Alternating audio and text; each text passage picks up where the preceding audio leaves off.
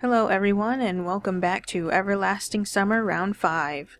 Last time we were here, Semyon was being a pervert, as per usual. Today we are going to try to find Slavya, and perhaps finish up to the bad ending, depending how long these things take. I'm really interested in where Slavya has gone. Though I also wanted to leave this place as fast as possible, and, if not to finally lie down to sleep, then at the very least to spend some time alone, away from all these pioneers and Olga Dmitrievna, who just couldn't wait to occupy me with something again. I picked a good moment and fled into the forest. Night had fallen onto the camp. An absolutely normal and unremarkable night.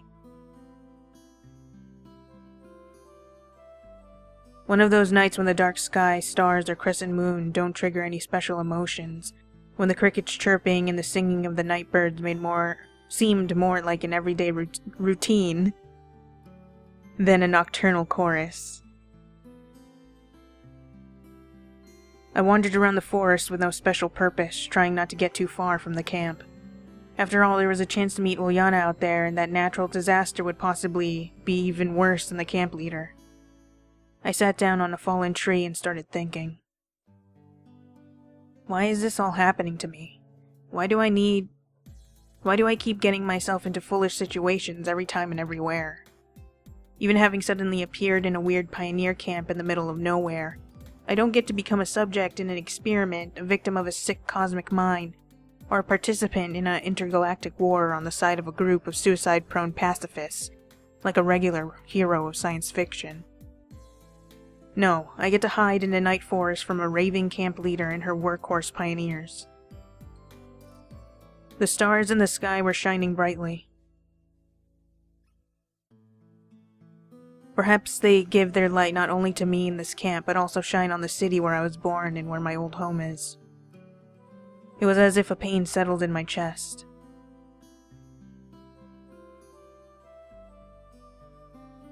I envisioned my old flat clearly, and a detestable burning started making its way from my stomach to my throat. No, it was not wistfulness. More like a sad reminisce. Because despite all that's happened, I've felt more alive in less than 5 days here than I had for the last several years there. And I really wasn't sure if I wanted to go back. Only one question still ate at me: how and why I ended up here. It flared up yet again in my mind. I hadn't spent much time seeking answers or even just thinking about my situation lately.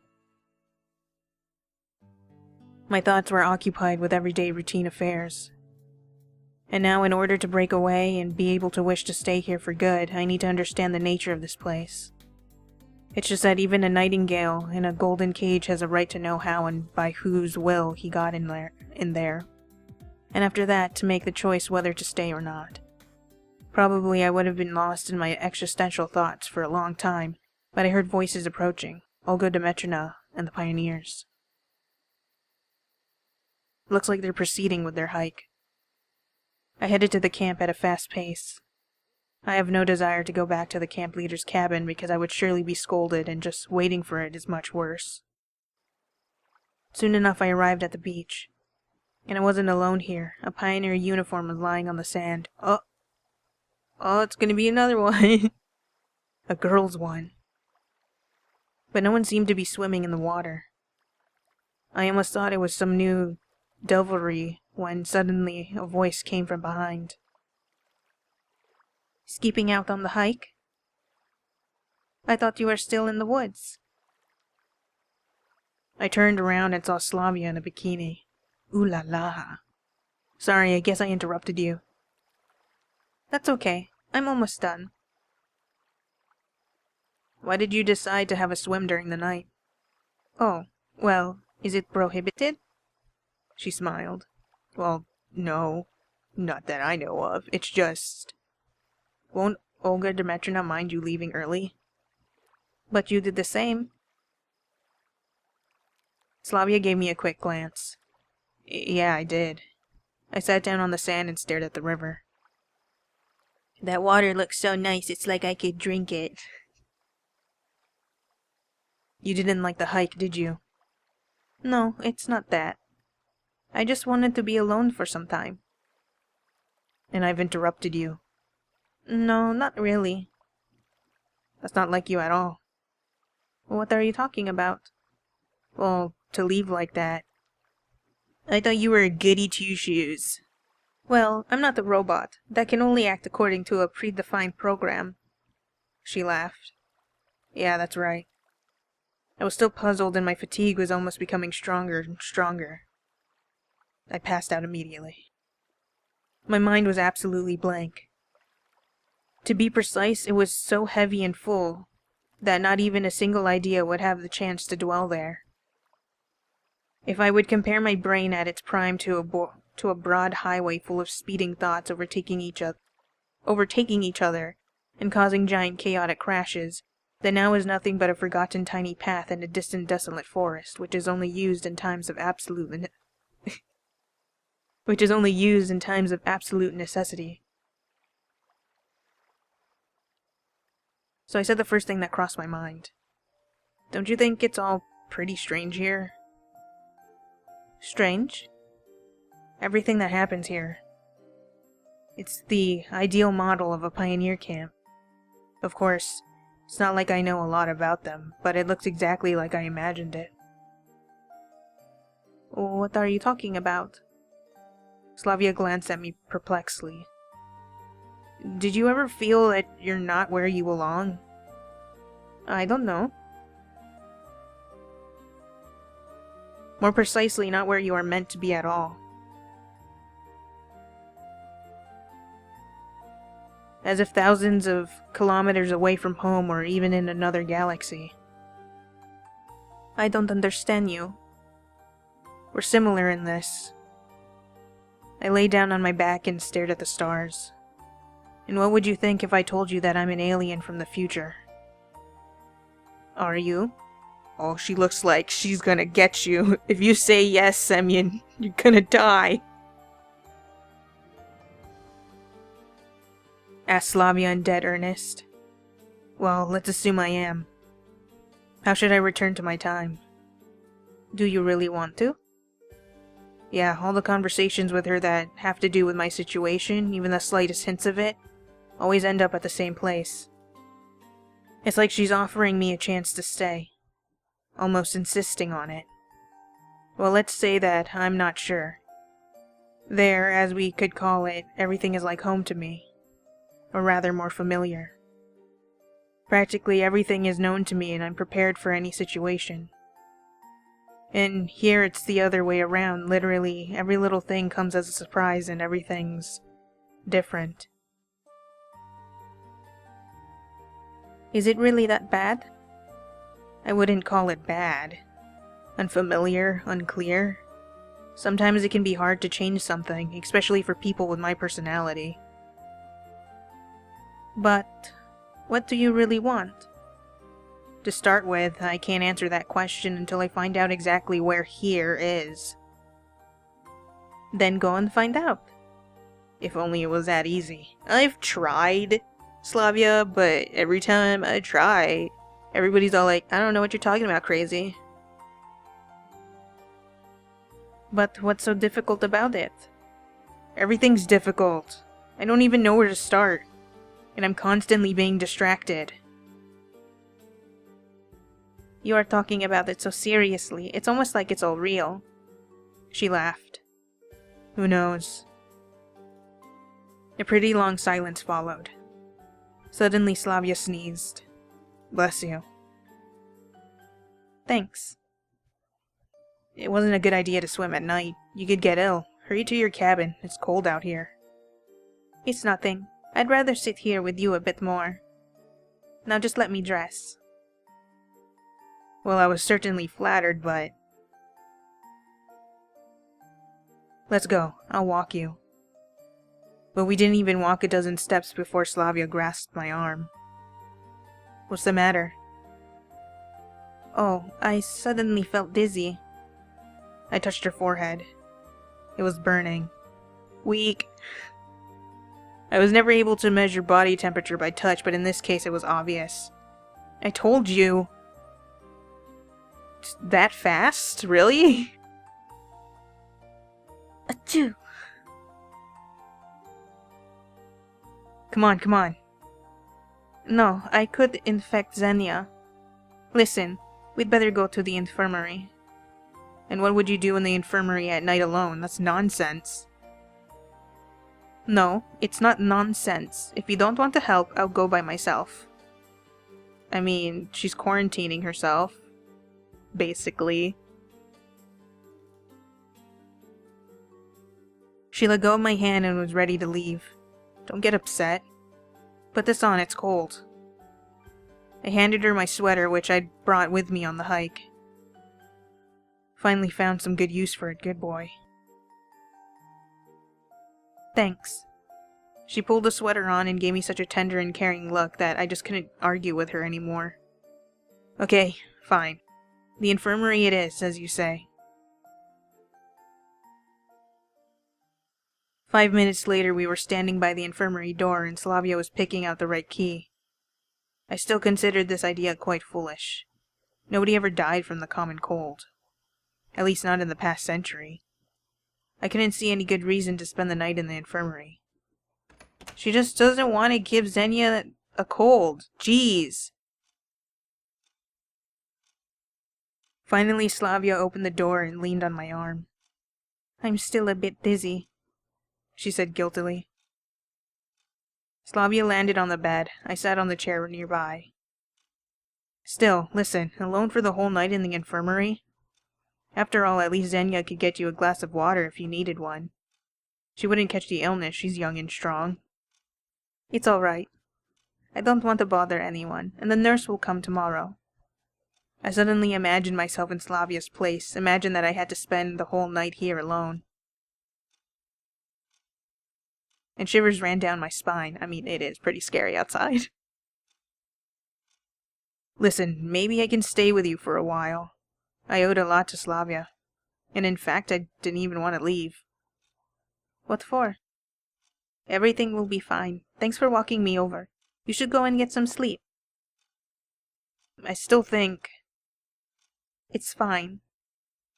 For a moment I thought, of course nothing terrible will happen to her here, but I myself would feel more relaxed if I stayed with her. I think... Oh, come on. Slavya cried out as if offended. She's a big girl. She'll be fine. You won't throw me out, will you? I smiled slyly. All right, but if you get infected, you only have yourself to blame.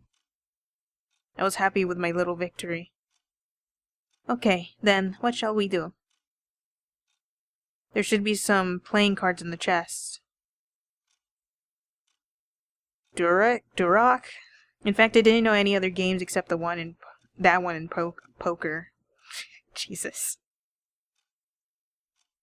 I try to play card games, but I always forget how to play them, like immediately after I try to learn it. Okay.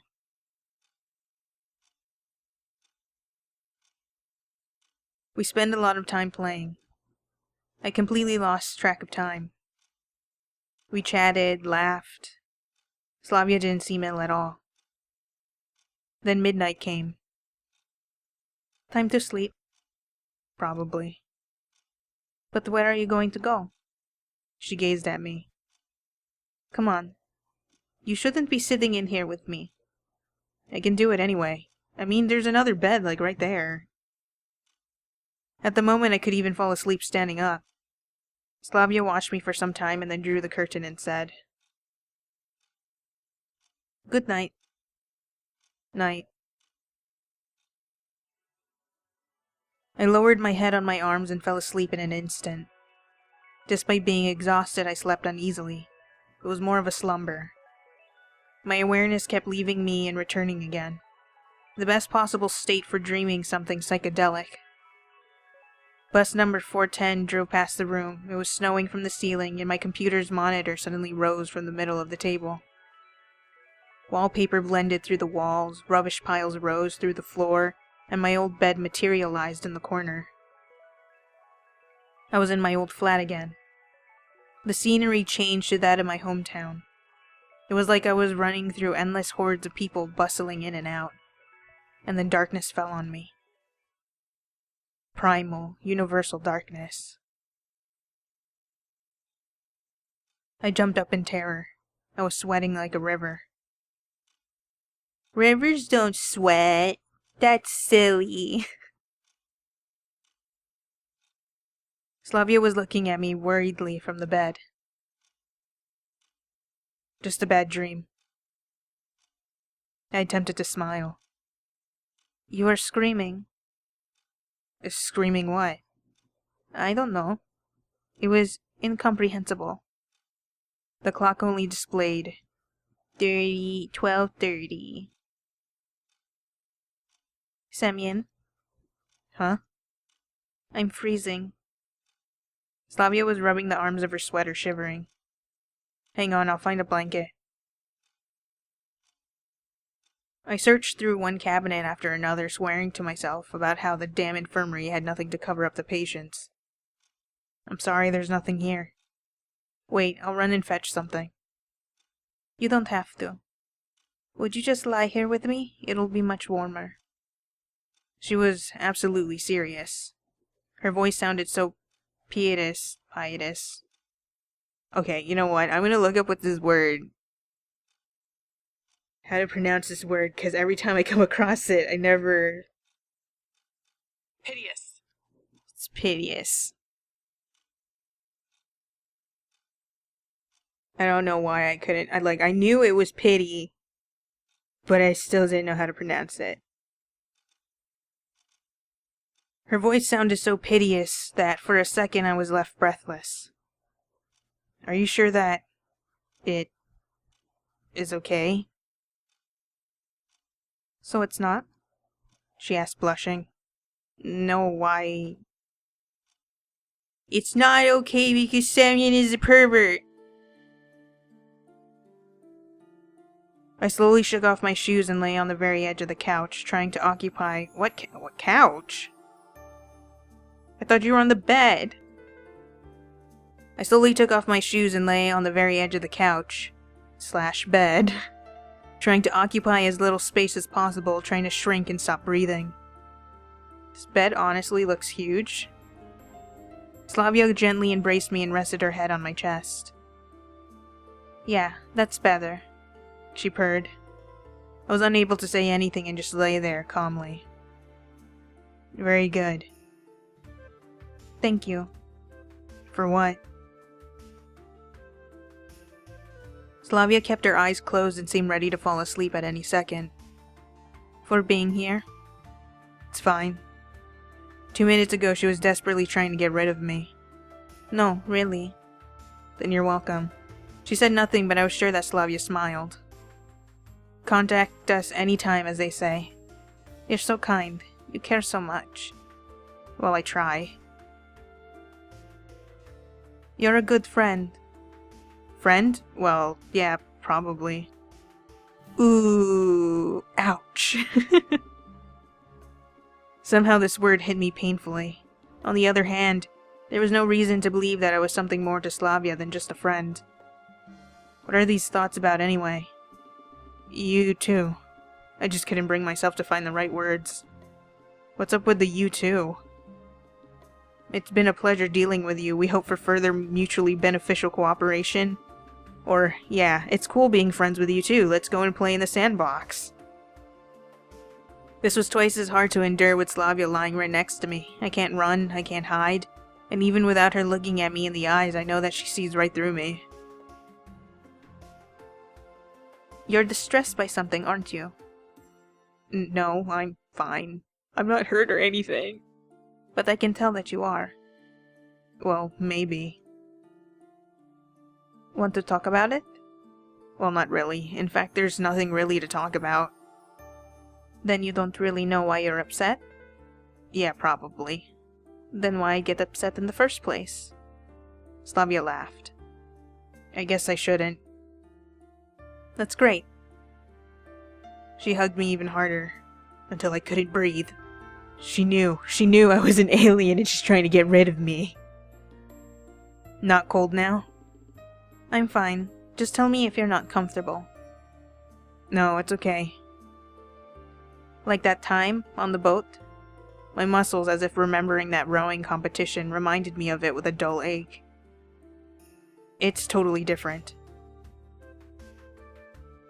Okay. She said slyly and raised her head a bit. So everything is fine? Yeah, perfect. I started to worry. Slavya surely wanted something from me. Wanted me to do or say something. But what? Are you sure? Yeah. Probably. Well then, have a good night. You too.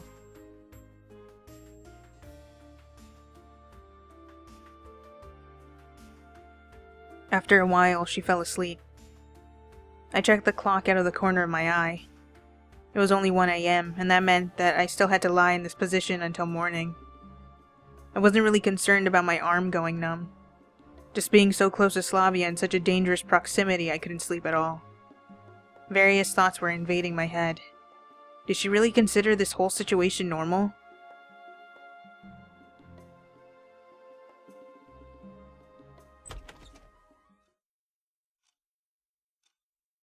And then Olga came in and saw everything, and she's all like, "Oh, I can't believe you.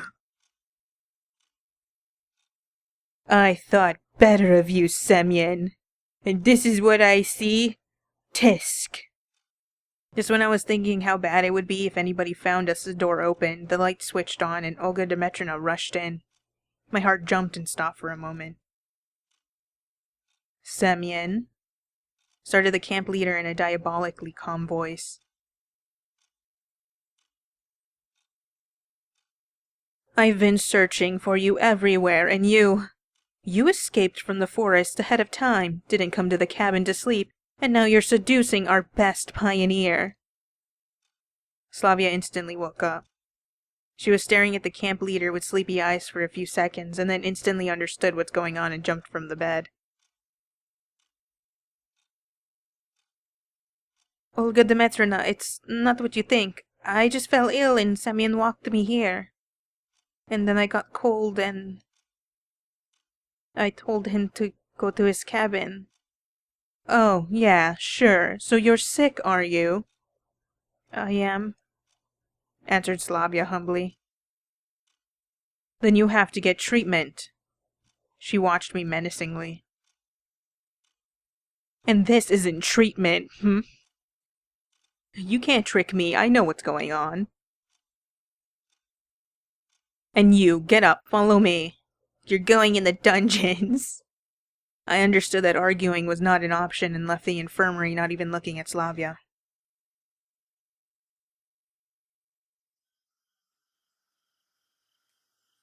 We reached the square without saying a word. Olga Dmitrievna viciously looked over me and said, Time to go home. I need to have a serious talk with you.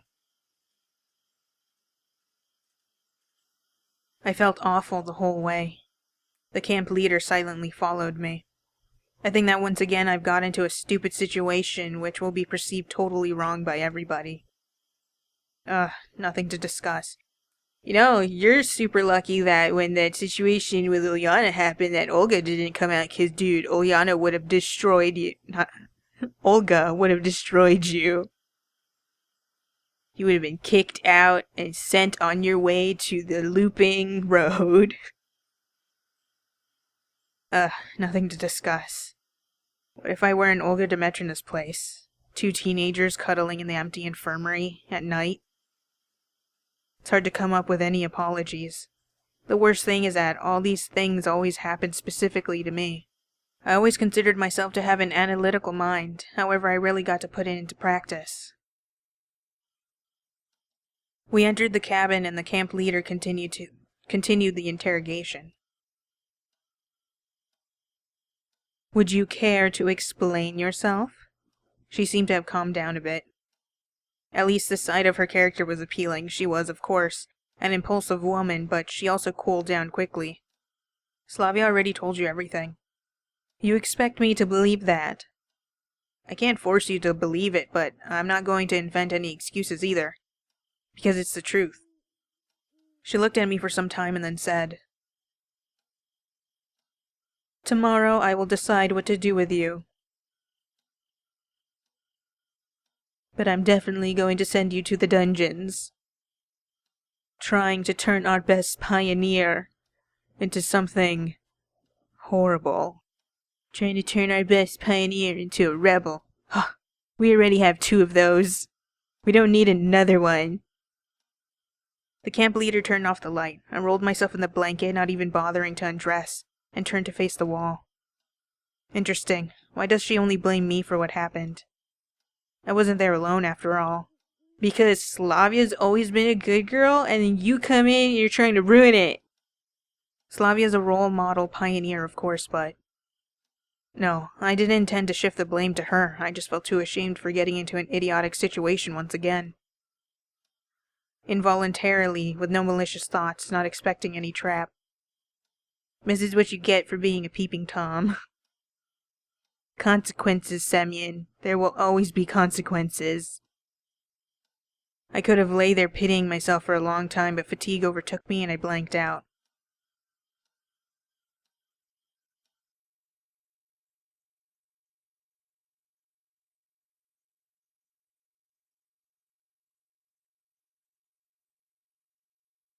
I didn't sleep well.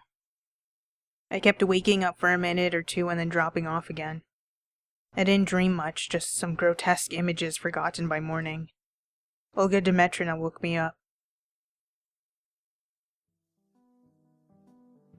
"Wake up already." I rubbed my eyes open and looked at her questioningly. "What time is it?" "Late enough." My whole body ached and my head was heavy like a bowling ball. "Pull yourself together and go wash yourself. Right now." "And then to the dungeons with you!" I stood up obediently, took my toiletry bag, and went outside. I didn't want to talk to the camp leader at that moment. A lecture was clearly coming. A hard one. But I'd better put it off as much as I can. After all, I always did things this way. Trying not to fall asleep on my feet, I somehow made it to the wash basins. The cold water knocked some sense into me.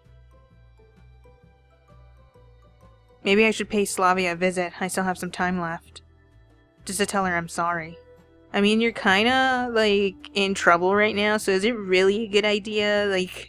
This was also a situation in Olyana's. Why would you see the person that got you in trouble in the first place?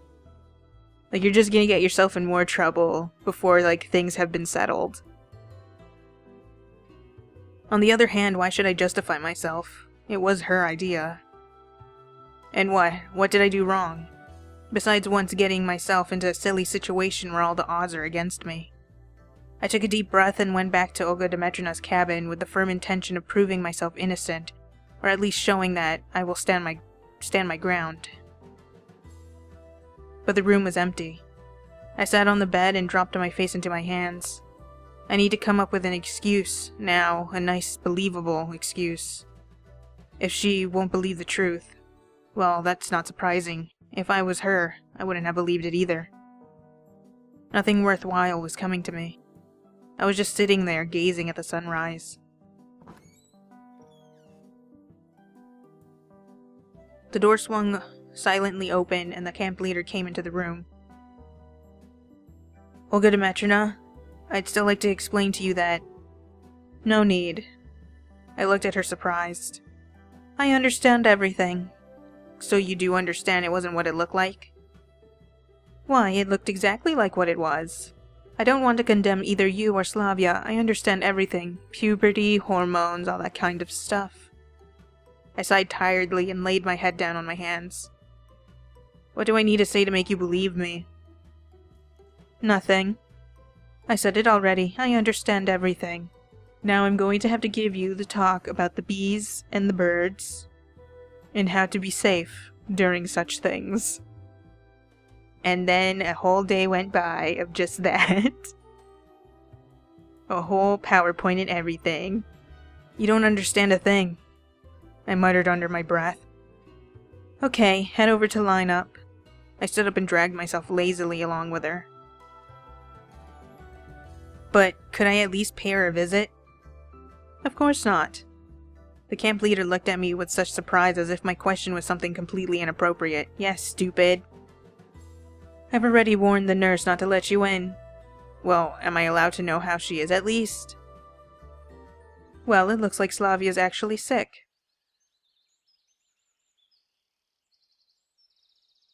I didn't manage to ask how serious it was as we reached the square already. Go and take your place. I took a place next to electronic. So, what happened yesterday? He whispered to me. What are you talking about? Well, you suddenly disappeared. Well, nothing special. Telling everything to the entire camp was the last thing I wanted. After all, if even the camp leader got us wrong, then what would the others think? Though I've already started to think that it's not entirely wrong. The entire lineup consisted of a roll call and announcement that the shower room is closed today for repair. Finally, the pioneers ran for breakfast chatting happily. I miserably followed them. Frankly speaking, I wasn't in the mood for eating at all. After hanging around near the canteen doors for a while, I turned around and headed away. I don't know how I turned out this way, but eventually the infirmary appeared from nowhere in front of me, from out of nowhere. Looks like my autopilot kicked in. I stared at the door at a total loss. They won't let me in anyway. What can I do now? Be a weirdo like you always were and you just stare through the window? Should I wait for Olga Dmitrina's sentence if it ever comes? Should I wait until everybody in the camp knows? And that's even worse.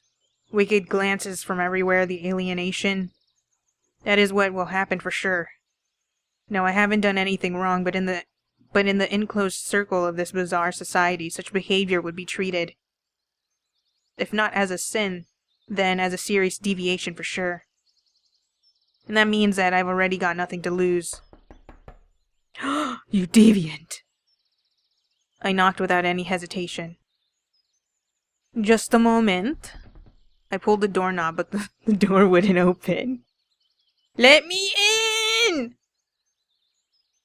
It's locked? She said just a moment, Semyon. I don't know why you can't wait. In a few moments, I heard the key turning in the keyhole and the nurse appeared. Good morning, Pioneer. Hi, I answered confidently. Well, you know that you're not allowed here. Well, I do. But if you'd...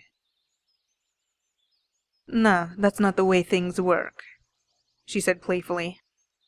A camp leader's orders is an order after all. If you ask me, personally, I don't find anything immoral in your behavior. But Olga Dmitrina...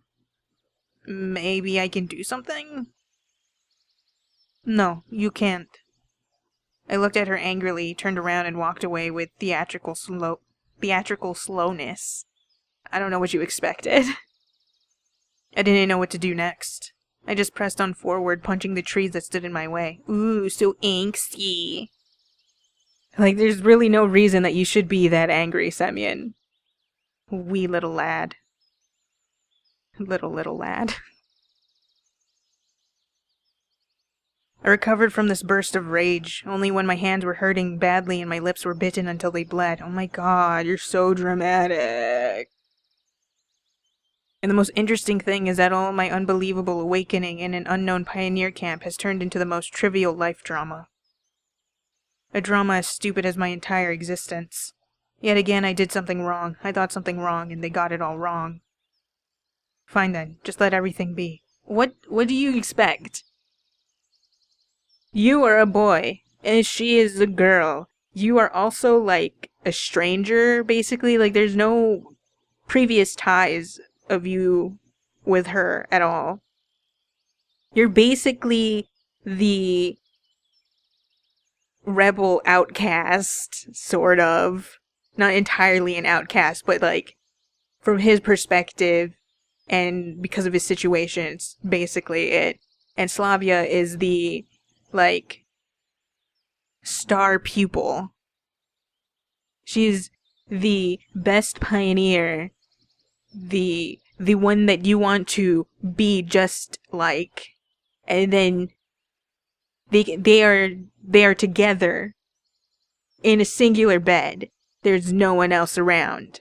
What do you expect from what the others would think? Like, they just did the frick-frack. That is forbidden. We're not to frick-frack in the pioneer camp. Like, you're gonna get in trouble. Especially, like, if they were gonna stay for a longer period of time, that would mean, a pioneer got pregnant on their watch.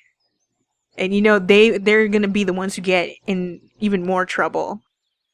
So of course they're gonna be mad and want to have separation of the two people who are in trouble. So like, Semyon, you talk about how you're smart, but you're like super not when it comes to these basic circumstances. Fine then, just let everything be. Instead, you just act super angsty.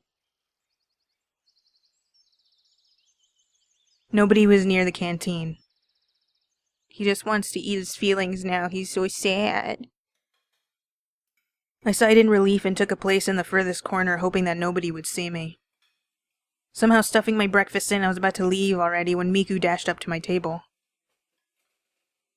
Oh, good morning, Semyon. I kind of overslept today. Can I take a place here next to you? She sat down straight away. Well, I'm kind of leaving already. Is it true that you and Slavya are like that? Well, you know what I'm talking about. Did you guys, like, do the dirty? It's just something I've heard around the camp. She stared at me closely, blinking her eyes. Who told you that? Well, one would expect the rumors to spread fast, but not that fast. I started to slowly go into rage mode. Oh my god, Semyon, calm the frick down. I heard it from Xenia, and she probably heard it from Cheesecop. He heard it from Olga Demetrina. I don't want you to misunderstand me. It's not my business, but if you don't want to, then don't answer if that's not a secret. But if it's not a secret, I want to hear all the dirty details. You're right, I don't want to answer. I stood up and quickly headed towards the exit. As he's leaving, just from afar, it's like, okay, be that way. Don't share the hot goss. I mean, everyone knows. It was a hot day. This amplified my anger since I don't like the heat. My goodness. Right now, though, anything could drive me out of my wits. But I had to make up my mind now on how to conduct myself. I didn't want to run into anyone, so I went into the forest where I could think calmly. Having stopped in a glade, I sat on a stump, took a stick, and started to pick at the ground with it. If there's nothing that's up to me, all I can do is to simply wait. But, in fact, what can I do? Assault the infirmary? Even if I succeed, what comes next? Try to bring Olga Demetrina to her senses? Hardly possible. Funnily enough, this whole enigma turned into a simple everyday situation. If it was happening in my world, there would be no problems at all. Come on, really, what's the problem? Even if I did sleep with a girl, who cares? Dude, I already went through this whole spiel. Even if I was actually 17, even then nothing terrible would happen anyway. It would be slightly more awkward, but still tolerable. What? What? And now what? I'm not the master of my fate. I don't understand what you're trying to get at through what you just said, Semyon. Although, was I ever? Is there anything at all that was up to me in my entire life? Have I ever reached any peak that I was seeking? And now once I've reached one, I can't hold my ground.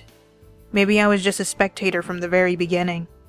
My mystical appearance in this camp, all the local residents, all the events that happened to me. All that is just a weird game and I'm only a pawn. Oh my god. Semyon's trying to blame everything else, but the people who are to blame are him and Slavya. It was their choice to sleep in the same bed together. And like, there's really like nothing. I already said my piece earlier about like the reason why everybody's upset. So I don't understand why Semyon's like this angry. I don't even think he got this angry in the other routes. It's just so weird. Well, if that is so, I'll still play out my role to my best. I got up and headed to the camp, prepared to take no prisoners. The plan wasn't completely finished in my head, but I've made up my mind already. So basically, he just wants to get himself in more trouble. There was no one at the camp leader's cabin. I rummaged through the cabinets and packed up a sleeping bag, my winter clothes, a flashlight, and some other garments I found. I came out and immediately ran straight into Alyssa. Going for a hike? Yeah, for a hike, I reassured her. Well, take care. I hope you get eaten by bears! She gave me a sly smile and went on her way. I hastened my steps to the infirmary. The nurse is a human too in the end, so eventually she'll go to lunch. I hid in the bushes waiting.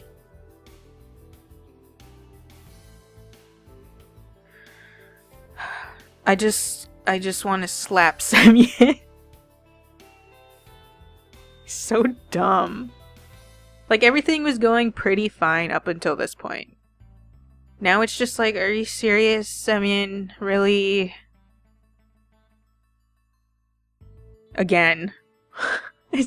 Every time I get upset with Semyon, my feelings just drop down into the same attitude that I end up treating him every time it gets to the actual route. Time flew by fast. My thoughts have settled and I had a firm decision. I haven't thought my plan out beyond the first steps, I simply didn't care. The most important thing is that I act the way I think is appropriate, and whatever happens next, let it happen. At last the nurse came out of the infirmary. She looked around and, noticing no danger, locked the infirmary with a key and quickly went towards the canteen. I think it would be funny if she came back and Viola, being the mysterious woman that she is, if she had the ability to just completely restrain him. No effort required. As she went around the corner, I got to the window in a few bounds and started to hectically knock on it. Why don't you just knock on the door? Slavya showed up soon. Semyon, what are you doing here? You're not allowed to... How are you feeling? I'm fine. But Olga the matrona told me to stay here for another day. She told me something completely different. Okay, get out, I said with confidence. What are you talking about? What for? She asked fearfully. Get out now, I'll explain everything later. She looked at me closely for a while, but then opened the window without further argument. I helped her to jump down to the ground. Okay, what next? Let's go. I grabbed her hand and made my way to the forest. What? What are you doing? Slavya stopped a few minutes later. Semyon, just what are you doing? What's wrong? Do you think that everything was right the way it was? No, I don't, but it will be even worse this way. This is so stupid.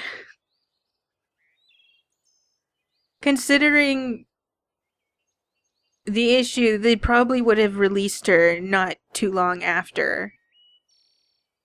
It's not like they really had any evidence, and like I'm pretty sure they would have known if you like really went like that far. Like all you could have done was made out, but like that still would have raised flags with them, because it's like first they make out, the next thing they do is make babies. we gotta keep them separated. But, like, they can't keep her locked up forever. She's eventually gonna have to be released from the infirmary. Why? We have a right to act the way we think is correct, and it's not like she's a princess locked up in a tower. Okay, but what will happen next? I haven't thought about it yet. Every step in my plan had gone quite well until now, but I wasn't keen on thinking even one step ahead. Take a look. I opened the bag and showed the things I took from the camp leader's cabin. Half a stick of salami, a single piece of cheese, the flower pot water, and... Slavya looked at me inquiringly. I don't know. I really did not think this far ahead. We'll stay in the forest for a while. Show them that our opinion matters. But that's stupid and childish. Nods vigorously.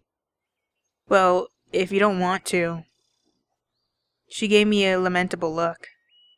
I'll do as you say. These words gave me the creeps. As you say. Nobody ever said anything like that to me. In any case, I think this is the best decision for now. All right. I laid the sleeping bag on the ground and we sat on it. So, what are we going to do? I don't know. I really haven't thought this far ahead. I've never been so close to utter failure. Also, doing this and then you get found out again, they're just gonna actually think that you guys are getting down and dirty. You're gonna get in so much trouble. I've never been so close to utter failure. No, I wasn't questioning my choice, but indeed I had no idea what to do next. What would you suggest? It would be nice to have something to eat. Have you brought anything with you? And that was exactly what I'd forgotten. No, I haven't. Gonna starve. I replied slowly. That's fine. We kept sitting in silence. I wonder if they'll look for us. Though even if they do, they are unlikely to succeed. The forest is big enough. But food. By the evening I'll get hungry too. Okay, stay here. I'll be right back. Where are you going? To get some food. Maybe we should go together? No, I'll be right back. I headed back to the camp at a rapid pace, leaving Slavya alone in the glade. I'm absolutely certain that she won't go anywhere and will wait for me. I wish I was as certain that I'll remember the way back as well. Even if they haven't started to look for us both yet, then surely they'll have found out that Slavya's missing, so I have to move carefully and try not to get noticed. In general, every single pioneer was a threat now, not only those who knew me. Such an obvious kidnapping will surely be known to everyone in no time.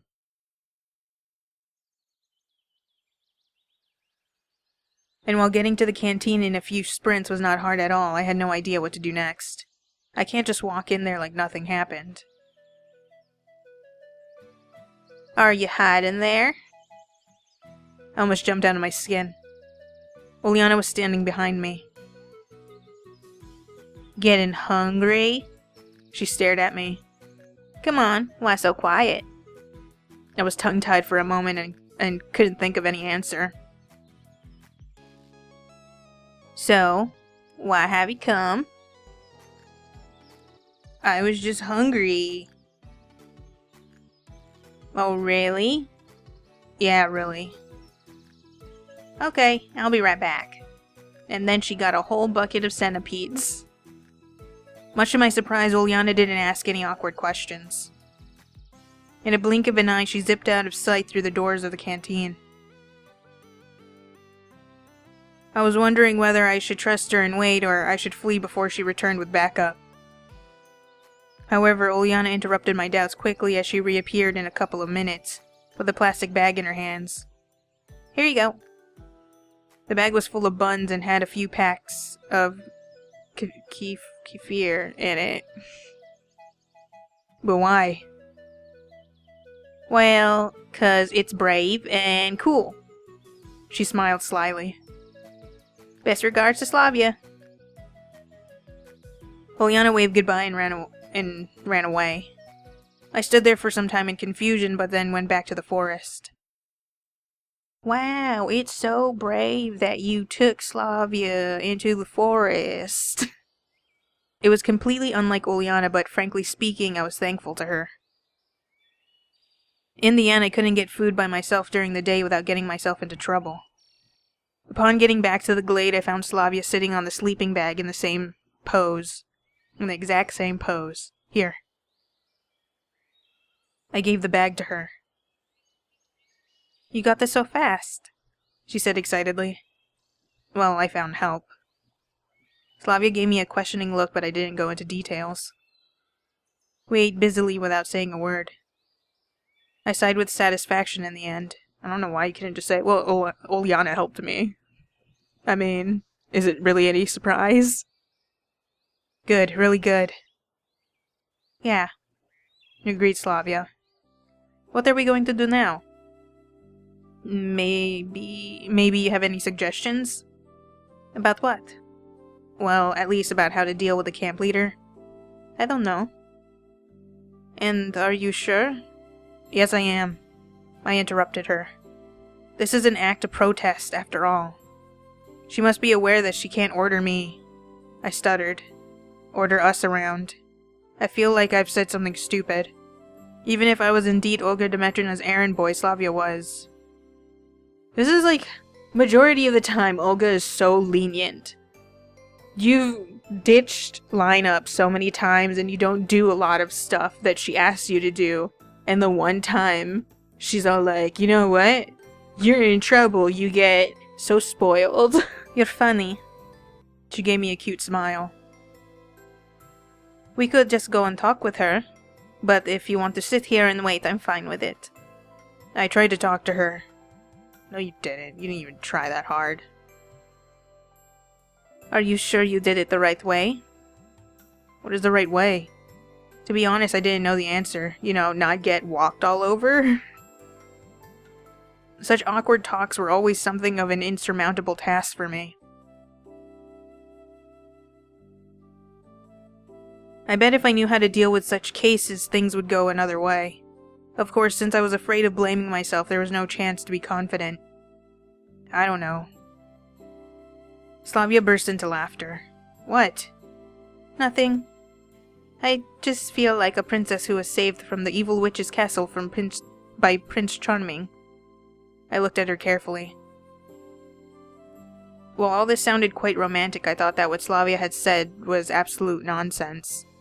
But generally, Olga Dmitrievna as an evil witch, it makes some sense. Olga's the most lenient person in this entire camp. And, like, outside of that, she's just doing her job. You're just being a little brat, Semyon. After all you've done with the whole peeping, you should be thrown in the dungeons. Yeah, the similarity is definitely there. I said it, spelling out every word. But you know what? This is just like what teenagers would do. And princesses are given no choice in such cases usually. Slavya continued in a cryptic tone. Given no choice? That's impossible. It's me who has no choice here. Just sit and wait until I get back to my reality by some miraculous chance. Does Slavya have anything in common with me? She is a role model, pioneer, hardworking, and beautiful. She has hundreds if not thousands of options. Probably this is the moment I've been dreaming about all my life. Such an unreachable girl as Slavya, not only sitting next to me, speaking and laughing, but completely depending on me. But is it a good or bad thing? And what should I do next? There were more questions than answers. Is her bad end gonna have something to do with this conversation? About how she's always just following? When it's hard enough to make a decision about my own life and take responsibility for my own actions, how could I do that for both of us? Before now, I'd kept myself distant from such problems in the hope of everything resolving its own, without my input.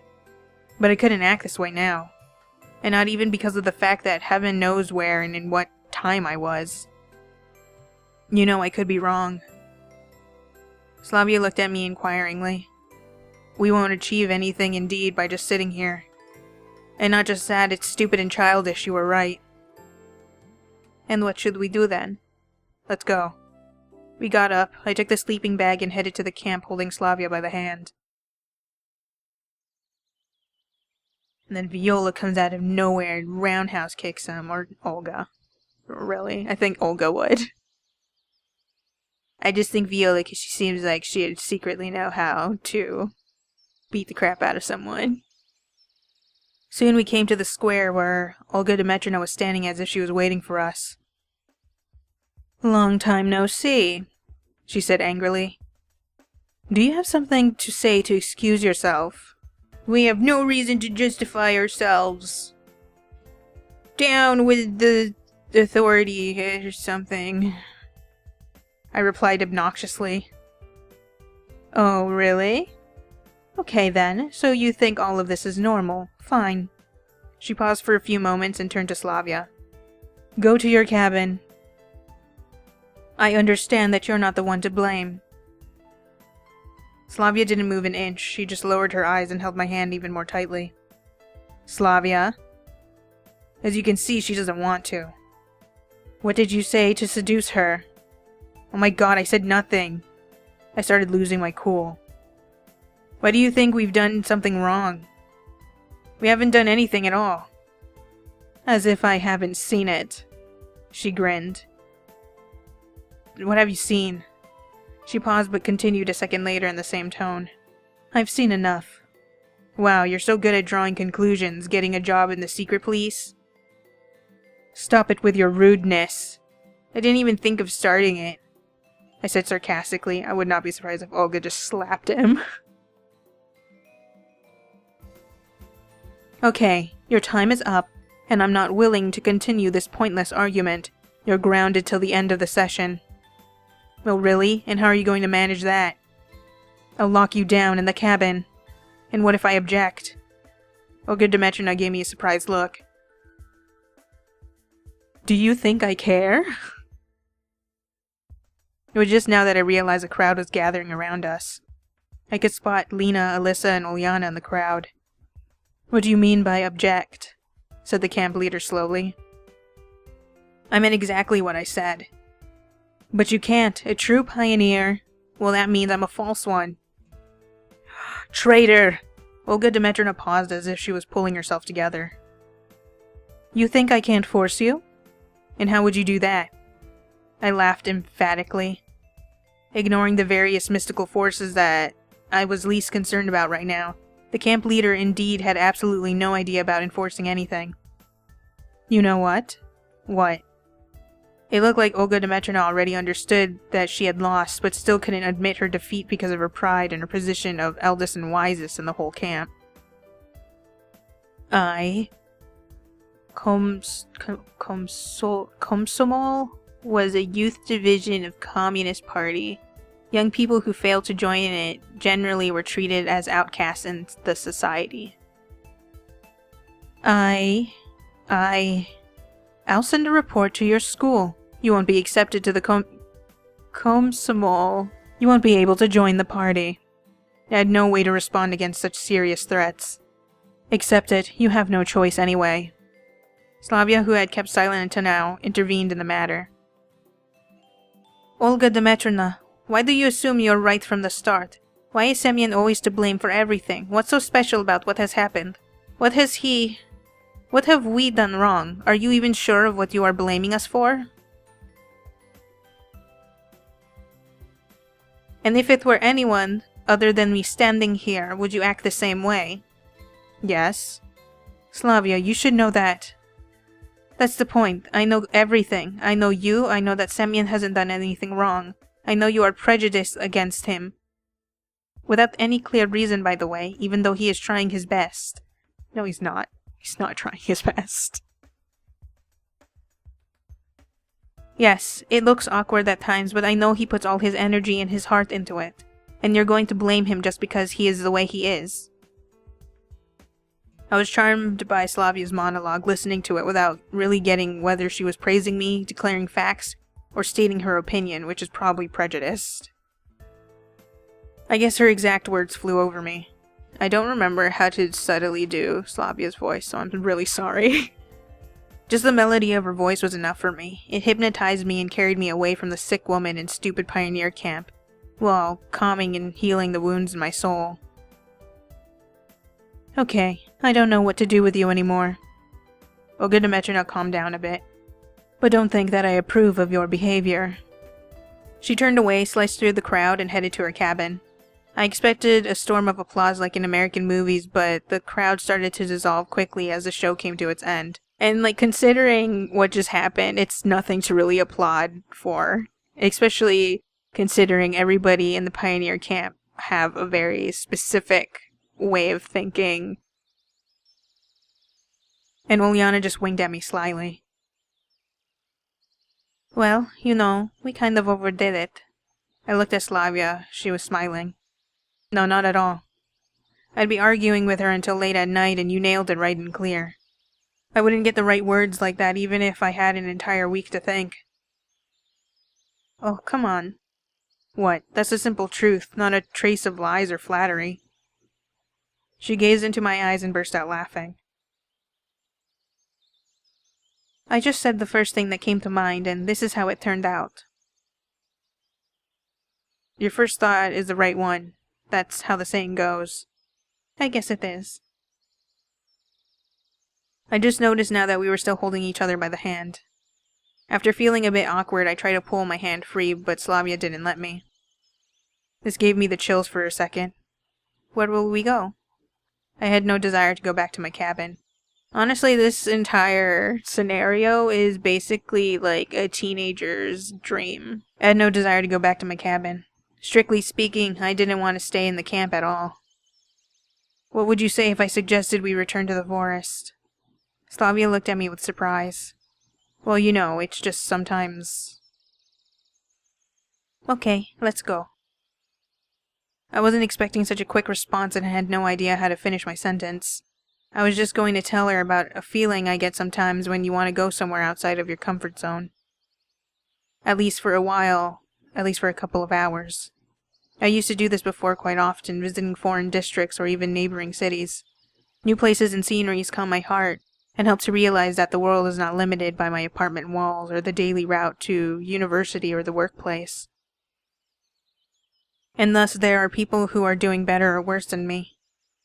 And so my typical problems are not as bad as they appear to be. I suddenly smiled.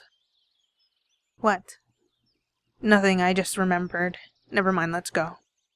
We headed to the forest, still holding hands. Eventually we came to the glade, probably the one where we sat an hour ago, or it could be a different one as I couldn't distinguish one from another. Here? Slavya gave me a questioning look. No, let's go further. Okay.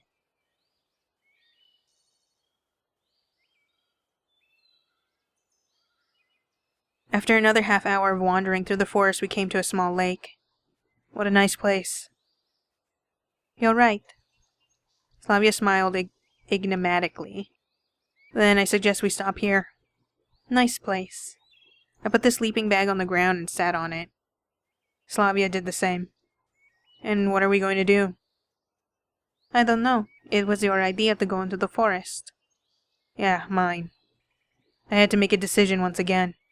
While I had absolutely no idea what we could do because I never thought this far ahead, I didn't realize I'd get this far. We could talk, for example. But about what? Oh, come on, don't get so anxious. Slavya laughed. I'm not. I can see you are.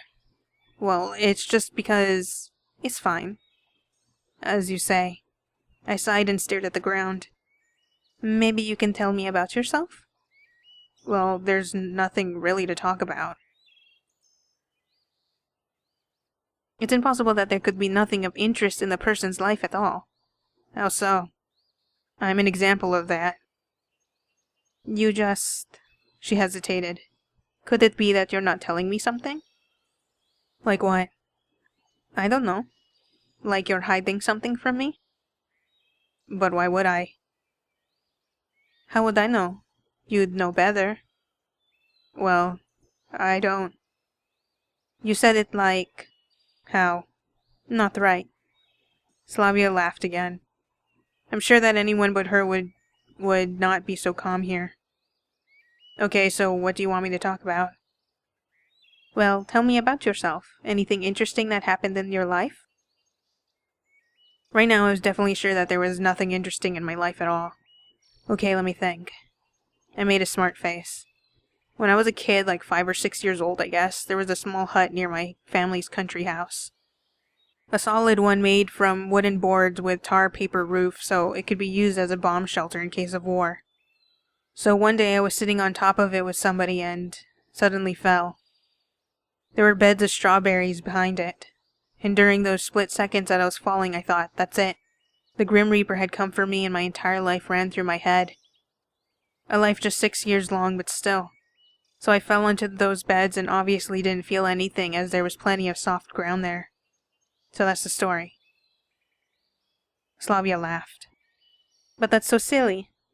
I didn't think so at the time. And what about now? I don't know. I guess it is... Fine. Tell me something else. You'll call that silly too. No, I won't. I started thinking again. Also, I once fell into a pond from a bridge and almost drowned. Your stories are all... Slavya said in an annoyed tone. I told you there isn't much to talk about, so I told you the first story that came to my mind. Speaking of which, the lake. She looked at the water. Let's go swimming. I'm not really fond of that. I don't even have anything to swim in. Oh, come on. Skinny dipping, skinny dipping. She gave me a captivating smile. Well, I don't know really how to swim. Of course I was eager to agree, but I still hesitated. Oh, come on. Slavya laughed and ran off to the lake, unbuttoning her shirt on the way. Well, I stood up from the sleeping bag and slowly headed her way. When I came closer, Slavya was already splashing in the lake with all her clothes left lying around. Sounds like she's drowning. Come here. Well, I'm not sure if I want to. I mumbled slowly. Come on, it's fun in here. She didn't seem to feel awkward about my presence at all. Well, I wanted to turn away at first. But here's the question, what is more appropriate here? If Slavya thinks it's okay and I act awkwardly, wouldn't it offend her? But that isn't the most important thing now. I didn't bring my swim trunks. I don't want you to see me pee-pee. I guess that wasn't the most suitable excuse at the moment. So, neither did I. Slavya said with a voice a level quieter. Don't be afraid. I'm not. There's nothing to be afraid of. So get in. I didn't know what to say. I probably wanted to comply, but with everything happening some other way, not in such a spontaneous and random manner. And really, why is Slavya so friendly to me? Or is there something more to it than that? Then I really don't get it. It's up to you, she said disappointedly. Light the fire, then. What for? Because, when I get out, I'll need a way to dry myself. Oh, yeah, fine. I quickly went back to the sleeping bag, picking up branches on my way. Collecting firewood wasn't a problem at all, but how do I light the fire? I had neither a matchbox nor a lighter. Like every educated person, I knew that it's impossible to do it by rubbing one stick against the other, but I have never done this before. Well, I had no other ideas. I started to drill one stick into another slowly. I was lucky that sticks were dry enough that otherwise I'd have no chance at all. Actually, I was quite skeptical about my chances, but after just about a minute, some smoke appeared and a faint fire flared up, dying out a moment later. At least it was clear that I could handle this way of starting a fire. It took me another 20 minutes of suffering, but in the end I had a small fire burning next to the sleeping bag. Look, you did it, Semyon! You did something! I'm so proud of you. I was throwing more sticks into it lazily. This is how it turns out. Man can adapt to anything, and so I could probably even survive in a snowy forest. Okay, don't get that confident, though. My survivalist thoughts were interrupted by Slavya, who suddenly appeared right above me. Like, you're lucky that these sticks are dry. If it was snowing, you'd have to find sticks that were dry amongst all the snow. Wow, you're good. I lifted my gaze and quickly turned away. She was wearing a shirt, but thanks to its dampness, it wasn't hiding much. It wasn't a problem in the lake, but it was quite different when she's so close. One wouldn't get lost with you. Bro, you already saw her naked, so... whatever. Slavya sat with her back against mine. I hope it will dry off quickly. Somehow I was hoping so, too. So what? What? I asked with a muddled voice. Tell me something else. Tell me about another time that you almost died. I felt like something was stuck in my throat. Storytelling was definitely out of the question. You've gotten so stiff suddenly. Really, why would I? It's nothing, just... I had a feeling that I won't be able to just sit like that any longer. Animal instincts were clouding my mind. You think this is normal? What? Sitting like this? What's wrong with it? Seems like Slavya really didn't understand. Well, do you really not get it? I sighed helplessly. Well, I'm not really sure. Her voice sounded cunning. What do you think? Well, I'd... Maybe we should hold back? Her words flashed through my head. She's giving her consent.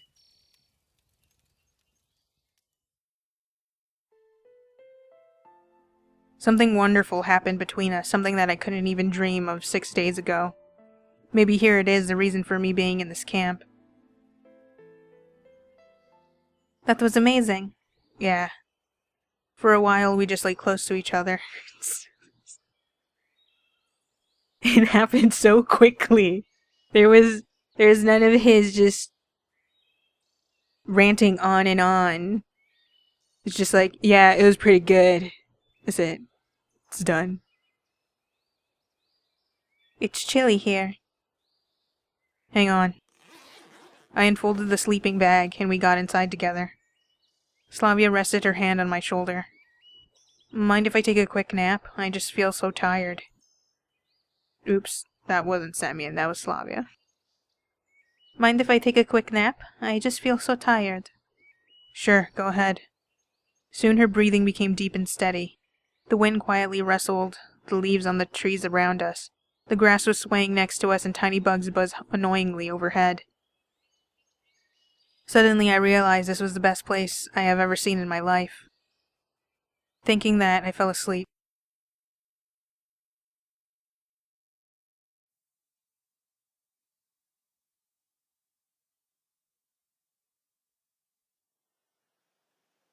I opened my eyes and saw the top of an oak roaring above. A strong wind had risen, chilling me to the bone. The full moon was staring right at me. Night has fallen. I couldn't really tell what time it was, but it didn't matter much. Slavya was still asleep. I tucked the sleeping bag around her cozily, got dressed and headed to the lake.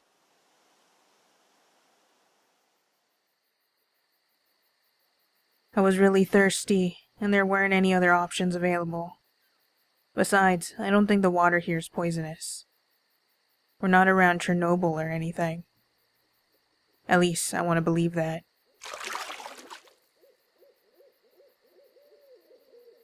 I scooped up some water and eagerly dipped my face into my hands.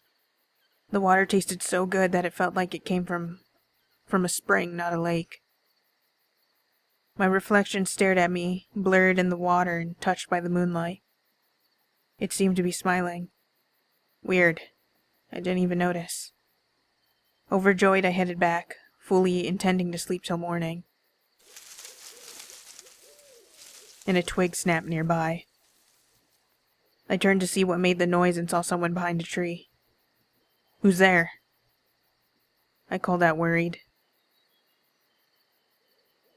There's no need to scream like that, is it, Slavya? The voice seemed familiar. Nope, it's Lena. I came closer and saw Lena. What are you doing here? Taking a walk. At this time? What, I can't? No, it's just strange. I leaned against a tree and pondered. She's definitely here for a reason. Besides, we barely made it here. You can't reach this lake on a walk. And even at night, Slavya sleeping a dozen steps away was in clear view. And...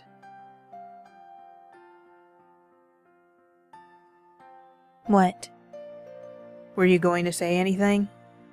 Am I supposed to? Up to you. I don't get what you're saying. Okay. Been here for a while? Well, not that long. How long is that?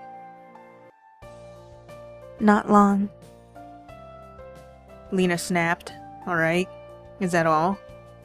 I don't know. We stood silently a while longer. You should probably get back. Slavya will get cold. So you saw. It was hard not to see. If you think that... Well, what am I supposed to think, huh? Seems as clear as day. I guess. So you're going to say anything? What is there to say? After your show at the square today, words don't seem to be needed. There was no show. We just... It's like I'm justifying myself to her. That's none of your business anyway. Exactly. It's your business. Just be careful. Watch out. What are you talking about? If everything comes to you so easily, you probably won't value it much, though you should. I don't get it. Well, like Slavya. Bam. This time it's magical, and then you do it another time and another, and then you get tired of it. Maybe. Lena paused. That's what I'm saying. You need to cherish what you have, even if you don't put much effort into getting it. If you think I'm treating this like a game, you're totally wrong. I don't think that. But it's possible. Besides, how about staying out of the things that are none of your business? I'm just giving you advice. I don't remember asking for it. I think you should pay more attention to what you're doing and planning to do, so you don't feel any torturing regrets later on. Look, this is starting to sound like a threat. Huh? It really is. Well, maybe so. Lena said mysteriously. So you...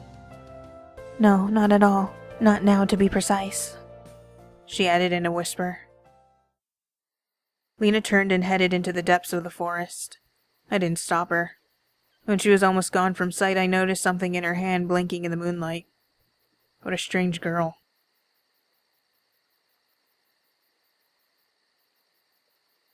I sighed and returned to Slavya. The warmth from her body kept me from the cold of the night. I hope I was keeping Slavya warm as well.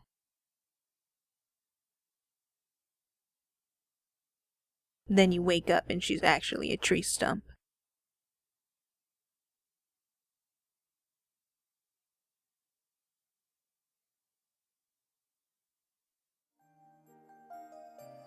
I woke up with the first rays of the sun because of the cold. Obviously, the sleeping bag was warm, and it had enough time to be covered with hoarfrost. But still, it was a novelty for me to spend the night in the forest. Carefully, in order to avoid waking Slavya up, I got out of the bag. The fresh morning air finally dispelled my drowsiness, and the serenity of last night swept over me. I guess it was the happiest moment of my life. Intimacy, tenderness, love, passion, all those emotions interlinked in me during the short hours. I looked at Slavya and she was beautiful. Her face was set in a motionless expression of absolute tranquility and peacefulness. I guess that's how angels sleep. As I had no wish to wake her up, I just sat down by her side and observed the way the morning began. Nature. The fresh dew, light wind, dancing tree leaves and patches of sunlight on the water used to be alien to me yesterday. The concrete jungles of a huge city were the only forest I'd known before. And if someone had told me that I could just sit and enjoy things like this, despite the night cool and annoying mosquitoes, without computer or internet, I definitely wouldn't have believed them. Good morning. I looked at Slavya. Morning. Did you sleep well? Better than ever. Me too. She reached out and kissed me. This kiss seemed everlasting, and I just dissolved in her. Having breakfast would be great. Slavya spoke, letting me go. Yeah, I guess so. Do you know what time it is now? No, but I think it's still early. I hope the canteen is already open. I am so hungry. Me too. We got our things and walked to the camp holding hands. And then Olga comes running in, just suplexes or drop kick Semyon. How dare you break the rules? The canteen was indeed open, and strangely we were its first visitors. It wasn't a surprise that breakfast wasn't all that luxurious. Oatmeal, 2 eggs, dry bread, and watery tea. You know, I never liked the local food. Me neither, to tell you the truth. Slavya laughed. But there's no choice, and it's quite good on an empty stomach. That's right. Unlike me, she was eating carefully, and I was dropping porridge on my shirt and spilling tea over myself as usual. Ew. Do you always eat like this? Anything wrong with that? Yes, it's disgusting. It ruins an appetite. I asked with a full mouth. She's just like, I'm sorry. I don't think we're compatible. She just laughed. Oh, no, not always, but it happens when I'm really hungry. Of course, I can be more civilized. Well, I can try at least. No worries, it's nothing. Soon we finished breakfast and went to the exit. No sooner had I noticed that we were still the only people in the canteen than Olga Dmitrievna appeared on the threshold. Oh, it's you. Well, I won't ask where you spent the night. So it is. The camp leader was obviously embarrassed. Good morning to you too, Olga Dmitrievna. Slavya said with a bright smile. Yes, morning. Okay, just don't forget to pack your things. We won't. What does she mean? Some hike again? I asked Slavya when we left the canteen. No. Today is the last day, have you forgotten? Last day of what? Last day of the term. To say that her words struck me dumb was an understatement. How? Why? Why are you so surprised? Didn't you know? It was announced during the lineup. But even at those lineups which I attended, I was just sleeping on my feet. No. Now you know. Slavya smiled naturally. And what should I do? Her words stirred a mass of emotions inside of me. On one hand, I'll get out of this cursed camp at last. I might get some answers. On the other hand, I have just found something very important to me and now I have to let it go? What do you mean? Oh, nothing. And when is the departure? In the evening, at 5 or 6 o'clock. Well, still a lot of time. Yes, but I have some things to do. And I should find Xenia. She might be worried, since I was absent for the whole night. Oh, well, worrying is so much like her. See you at lunch. Slavya gave me a kiss on the cheek and ran away.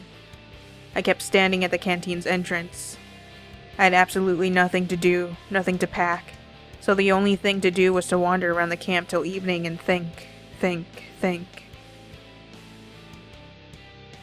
I would give anything to be able to empty my head for this 10 hours. A voice pulled me out of my trance.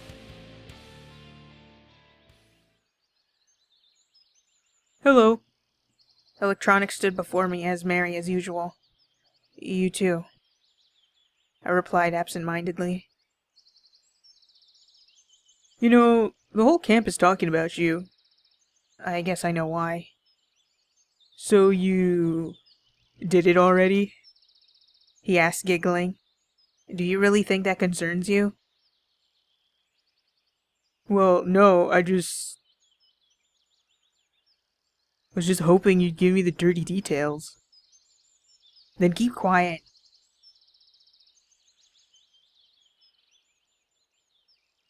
Leaving him alone with his speculations, I walked to the square.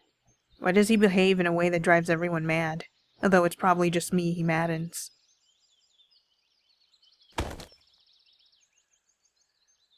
I was completely immersed in my thoughts, not looking around, and didn't notice Miku until she bumped into me. Oh, sorry. I should be more careful. I was lost in thought and didn't notice you. You know how it happens? Oh, hi. I looked through her and kept walking. Oh, Semyon, wait a second. What's up with Slavya? Tell me, it's so interesting. It seems that everyone in the whole camp except me knows about it. No, not that I'm curious, but since everything is also serious? Saying that she's not curious is like denying a universal truth. Nothing special, I answered without turning back. Well, if you don't want to. I tried to isolate myself from the outside irritation, so Miku's other words passed by. Why are there so many planes right now? The square scenery was soon replaced by the beach. Luckily, the juvenile gem of the Soviet pop scene wasn't around. I took a place on the sand and started gazing at the river. Why on earth is the whole camp so interested in my relationship with Slavya? In my world, nobody would have said a word. I'm pretty sure people would gossip. Like, imagine you had, like, student council president or something, and they've always been, like, the most model student in the whole place. And then all of a sudden you find out that she got giggity with basically the outcast of the whole school. You're gonna want it. You're gonna want the dirt on them, because it's like, what just happened? Like, why? How did she get swayed? Who the hell is this guy here? Like, damn, dude, how'd you seduce her? At least not out loud. Especially these guys. They're gonna ask. To your face. They're gonna say it to your face. At least you don't hear the things they say behind your back. For now, I was ready to endure gossip, just as long as I don't have to report to everyone about my private life. The sun was rising higher and higher, and I was nodding off. My eyes were already closed when I suddenly heard someone sitting down next to me. It was Alyssa. Congratulations! Meaning, don't you know? Yeah, it doesn't take an Einstein to work it out. To be honest, I'm sick and tired of this. Everyone here just has to mention it. Enough. And what did you expect? It's out of the ordinary for the camp. I would even say it's exceptional. She laughed. And to show up the camp leader just like that, even Uliana couldn't manage it. Me neither, probably. I didn't know how to respond to that, or whether it was a compliment or mockery. Also, they probably wouldn't be talking about it as much if, like, all he did was sleep with her, but he also caused, like, the biggest scene in front of everyone. So of course everyone's gonna talk about it. You know, you're making too big a deal out of this. There was nothing unusual for me. Moreover, I don't understand why you have to poke your nose into my life. Don't you think it's just my personal business and nobody else's? Maybe so, Alyssa said mysteriously. We sat silently for a while. I wanted her to leave as soon as possible, but Alyssa was watching the pioneers on the beach, and it didn't seem that she was planning to go anywhere. So what are you going to do next? What are you talking about? Today's the last day. Yeah, so what? Everyone will leave. So? And Slavya will leave too. And you will leave too, so? You'll break up. I know that already, thank you. Obviously. And what do you think about that? What should I think? I can't stay here forever. Of course you can't. But, what? Will you let her go just like that? No. I mean, what can I do? Frankly speaking, I really had no idea what to do next. My head was a complete mess. I'll be able to get out of here. That was the most important thing for me during last week. And now I have to answer a much more difficult question. How did summer romances end for a common Soviet teenager? And my romance was a summer one for sure. They just went home and that was it?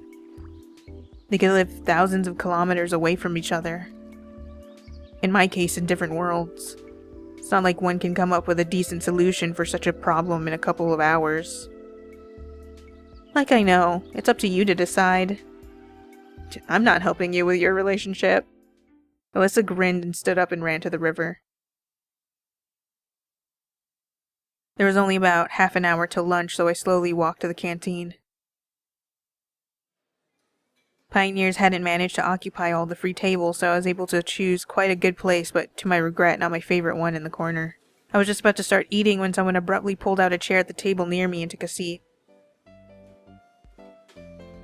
Hi there. How are you? It was Uliana. An extraordinary polite version of her. I was fine until now, I sneered. Oh, come on. Better tell me. What are you going to do? Eat. I sighed. I'm not talking about that. The session's over. You and Slavya are gonna part. What's next? It's like my future is a priority issue for all the local residents. Hey, what really is the matter? Just curious. Curious about what? I don't ask you what you're going to do tomorrow, the day after tomorrow, or in a month. What do you have to get into someone else's life? I'm not getting into anything. Uliana said, offended. I mean, considering, like, all the major people are asking him, like, specifically, what are you gonna do? I'd understand if they're like, yo, so, how'd it go? But they're all asking him, what you gonna do now? Like, why would they be that invested in it? What, is Slavya like an important figure or something? Because all I remember is that she mentioned a farm. I'm not really good at that stuff. True enough, you're still a kid. So you've got to explain, since you're the adult here. What should I explain? So you're going to stay in touch through letters, right? And then you're going to go to this camp next summer together. Talking. Through letters. It sounds so wild to me. And I don't mean the idea of paper sheets and envelopes. I mean the possibility of losing Slavya for a year or probably even longer. Or forever. So what? May I join you? I raised my eyes and saw Slavya standing near me with a food tray. Okay, it's time to go. Uliana jumped and dashed off to a far corner of the canteen. What were you talking about? You know her. What could we possibly be talking about? Slavya smiled. Took care of your business? Yeah. Now I'm completely free. I can help you pack your stuff. It's not like I've got much to pack. I only have the clothes on my back. And my cell phone. Well, then you can help me with my stuff. Sure. That was a perfect opportunity for a quiet talk with her. Although I had not the slightest idea of what I should talk about. Soon enough we finished our meal and headed to Slavya's cabin. Everything in it was clean and neat, unlike in Olga Dmitrievna's cabin. What is that picture to the left? Oh, I'm not sure what I should start with. She took out her traveling bag and started to rummage through her cabinet. Meanwhile, I sat on the bed and started to gather my thoughts. Do you have any plans for after the camp? What are you going to do? Well, you know. She raised her eyes to mine and gave a smile. I'll go back to school. Yeah. And you? What about me? It's not like I'm really considering going to high school for a second time. Me? Well, me too, I guess. Though I don't really feel like going back to my city. Seriously speaking, even if I felt like going back, I had nowhere to go anyway. Why? Just because. Because there's nothing to do there, nothing at all, and there's no one waiting for me there. But your parents? My parents? Well, you know, they're not there now. But where are they then? They're sort of working abroad. Ah, so you're one lucky guy. She smiled merrily. Why? They send you foreign stuff and all. I wouldn't call my situation lucky as such. Well, anyway. Don't be upset. She really looks like she doesn't understand what I'm saying. I'm not upset about it, and it's true. Then what's up? Many things. For example? Well, for example, I was about to begin a vast outburst about my situation and my wish not to have to part with Slavya, when the door was flung open with a bang and Xenia entered. Ah, there you are. Yes, we're packing. I see. It's a good thing I didn't come 10 minutes later, or I would have disturbed your packing. Slavya blushed and kept on stuffing her things inside the bag anxiously. What's up, heroic lover boy? That form of address gave me the creeps. What? Nothing. She stared at me intently for some time. Watch it. Now more than just yourself depends on your choices. I didn't reply, and with those words Xenia left the cabin. What did she mean? I think you can never know for sure. And yet... Well, I wanted to talk to you about it myself. I was about to start, but then... About what? Slavya looked at me carefully. It's just, today we're leaving, right? Right. And we'll move back to our cities. Well, yeah. And when will I see you again? Slavya grew thoughtful. I don't know. And I don't know either. But you will write me letters. She smiled, but her smile didn't bring me peace of mind. Yeah, of course, but you know, that's not the same. What is it then? Can I go with you? I decided to take a chance and speak plainly. And what will you do there? Slavya seemed to not be surprised, but a bit vexed. Studying, my parents, and what will people say? I wasn't thinking about the opinions of other people. And to be honest, they didn't worry me much. Well, we can always find a way. What way? We'll think of something. Semyon, we are too young for this. In fact, I'm not. Ugh. It's either he acts like he's a teenager, or like he starts bringing up that he's an adult, and it's just like, ugh, dude. I always know that you're a grown-ass man. And I try to forget it, and then you bring it up, and you remind me how despicable you are. So what? Maybe after some time. How much time do you need? A year? 2? 5? You say it as if... I don't know. She seemed confused. So everything that happened here was just a holiday romance? I started getting angry. No, of course not, just... What? I'm not ready to discuss it right now. Let's talk about it later. When later? We have only a couple hours till departure. Slavya said nothing and continued to pack her things. He's not even helping her pack. I'd expected almost any kind of reaction from her, but not this. In fact, she just pushed me away. Turns out she doesn't need to continue our relationship. So I'm not that important to her. Look, I still don't understand. Just say it to me straight. You don't like me. You just wanted my dick. What? Asked Slavya without turning. Why don't you want... And how did you expect it to be? Well, I can find a job, rent an apartment. And what can you do? Do you at least have a school leaving certificate? In fact, yes, it's lying somewhere in the closet. That's not important here. Why not? If you have a goal, you can overcome any obstacles. Moreover, they're not that big. That's what you think. Maybe you're right, but anyway, I can't understand your reaction. After all, if we just leave, that's all. That's the end. I didn't say that, but it's obvious. Where did you get that idea from? She shouted. Perhaps it was the first time I had seen Slavya like this. Well, let me put it differently. I don't just want to get back to the place where I live, and to communicate with you only by letters or phone, hoping for a chance to meet. It will be hard for me too. Well, what's the problem then? You know, not everything is up to us. Who is it up to then? Although no one would know how right she is better than I. If it was all up to me, I would have never found myself here. There are norms of society, laws, morality, ethics, after all.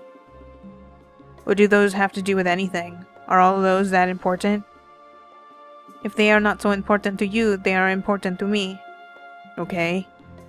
I'm even ready to behave according to your standards, but there's something more important. Maybe, but I can't so suddenly.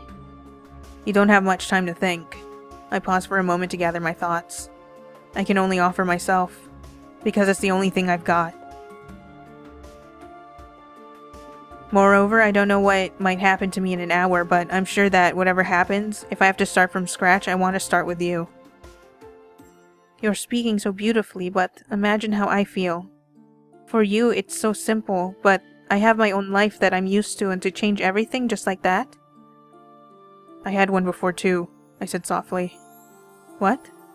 I'm saying that it's inevitable. Changes are part of life. You can't live without facing them. Slavya looked thoughtful, stood still for some time, holding her bag in her hands, and came to me, sat beside me and put her head on my shoulder. Okay, I believe you. If you say so, then let it be. At that moment I felt perfect happiness. It doesn't matter that a week ago I was in a completely different world living another life. All of that is gone, and now it seemed to me like something wild or alien. I don't even understand how I could consider that normal. Now I'm less concerned about how, and by whose will, all this happened. Now I'm not looking for answers. Why would I, when they're all right in front of me? Now I have a long road ahead, hand in hand with the person I love, and looking back makes no sense. I could sit there forever not noticing the time, but Slavya finally looked at the clock and gently whispered in my ear. It's time. Yes, exactly.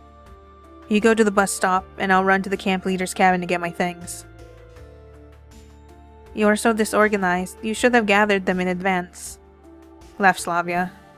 I don't have much to pack anyway. I leapt out of the house and ran towards Olga Dmitrina's cabin. The camp leader stood on the threshold, apparently waiting for me. I thought you wouldn't come. I didn't reply, just bounded inside, packed my winter clothes into a bag, and ran out. Come on already, it's time. In a minute, we stood at the bus stop together with the other pioneers.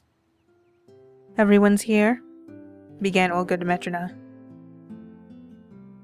You're leaving our camp today, and I'd like to tell you something in parting. She was visibly nervous and desperately lost for words. I hope that you'll remember the time we've spent here for a lifetime, and that you'll retain only pleasant memories about Semyon. I also hope that you became at least a little bit better, managed to learn something and found new friends. Just come back next year. The camp leader turned away. It seemed she was trying to hold back her tears. I didn't expect her to get so emotional, but I completely agreed with everything she said. Perhaps it was the first time that I didn't turn a deaf ear to her. I think I'll miss this camp. And even Olga Dmitrina. Although, if this is the start of a new life, then why not come back here one more time? Don't get your hopes up, bud. Semyon was far behind. The week had passed like an instant, and came to an end. but there was the beginning of something new, my new life in a new world, together with Slavya. The moon was shining, making everything as bright as day. Beyond the bus windows, endless fields were passing, on occasion dressed up in gray but no less cheerful outfits, decorated in the distance with the dark green of the mighty forests. Anyway, the surroundings were the least of my concerns now. I was enjoying the moment. Slavya and I were sitting in the last row looking at the other pioneers. Ahead, Ulyana was going wild. She was running through the cabin and shouting. Lena was reading a book and Alyssa was asleep. Seems like this world is absolutely normal. And it doesn't really matter how I got here. If everything turned out so wonderfully, I became a different person, met Slavya. What are you thinking about? Life. I'm so concerned right now because everything feels like it's going a little too good when I try to make sure that we shouldn't get a good score, so I don't know what's gonna happen. And how is it going? Just great. She laughed softly. You know, let it wait a little. The bus is rocking me to sleep. I will take a nap if you don't mind. Sure, go ahead. She rested her head on my shoulder and soon fell asleep.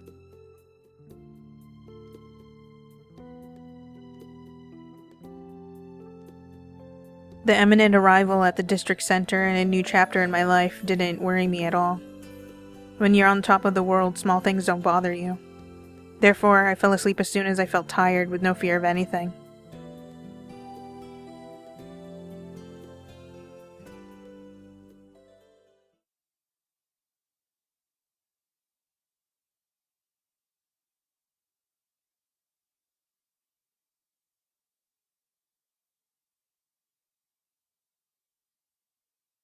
There are dreams that you don't want to wake up from. It's like one is floating down a warm river towards a place far beyond the horizon, blissfully watching the vain world hidden behind the clouds. The past is left behind, its echoes do not tear your soul, and the future is right here, you just have to reach out. It doesn't matter what is awaiting you there, the very process of immersing yourself in this fairy world of serenity and happiness is itself much more important. I've always believed that the universe was once in this state and one day will return to it again. Our life is just a blink of an eye, just a second in comparison to the universe. The birth and death of stars is a minute and those of galaxies are hours. But even all of that all put together will not even be a day. Nobody thinks how to live each specific second, so does it really matter what each drop in a stormy river running beyond the horizon of existence does?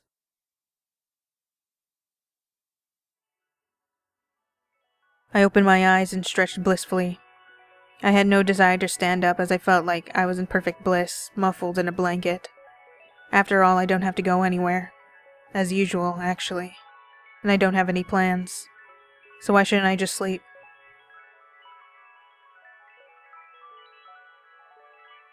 I rolled over and stared at the old, worn wallpaper covering the curved wall. I wondered how long ago the last time they renovated this room was. And why does here have wallpaper instead of bare wood anyway? Vague warning bells began ringing somewhere deep in my mind.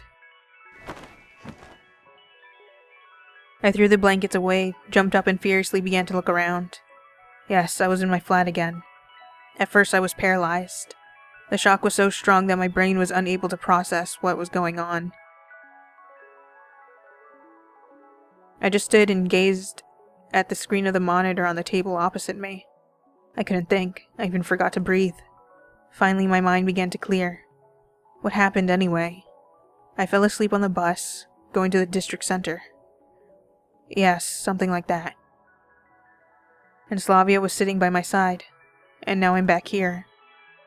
Seems like during the week I spent there in the camp, I had gotten so used to the fact that I had never returned to my previous life, that now I just had no idea how to react to it at all. After all, at first my main wish was to get home. But in the end, everything was like in a bad movie. At last I had come back, but I'm still shocked. No, I felt no fear.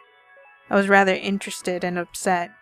After all, I had already made up my mind to start a new life with Slavya, leaving all my problems behind: insults, suffering, self-examination, unfinished affairs, and plans for the future.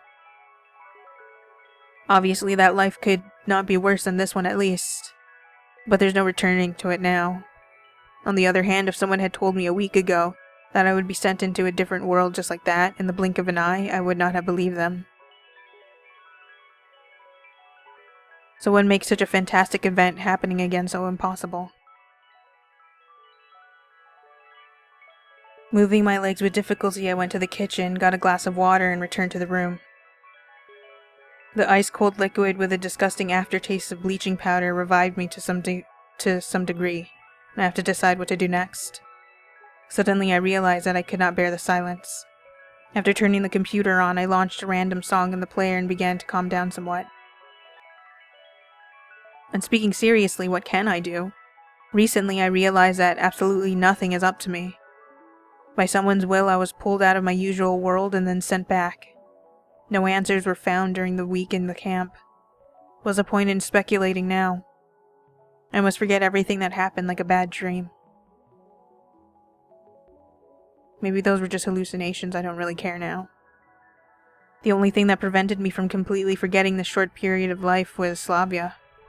I recalled her smile and all the time we spent together. From the meeting on the very first day to the night in the forest and our departure from the camp. My heart furiously jumped inside my chest, spreading oppressive pain all throughout my body. I liked her at first sight. So gentle, caring, understanding. Just like that anime heroine. What was her name? The one who helped an antisocial fellow like me deal with depression.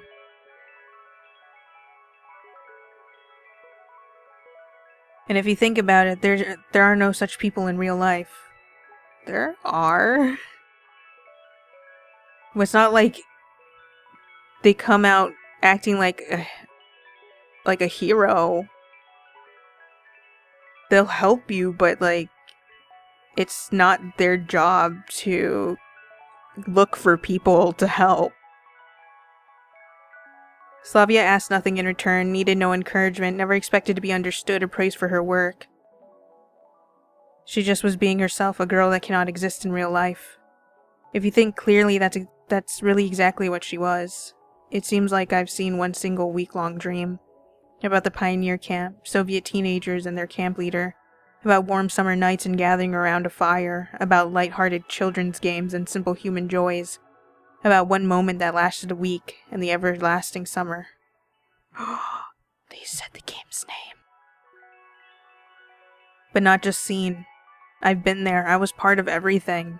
My eyes unwillingly filled with tears.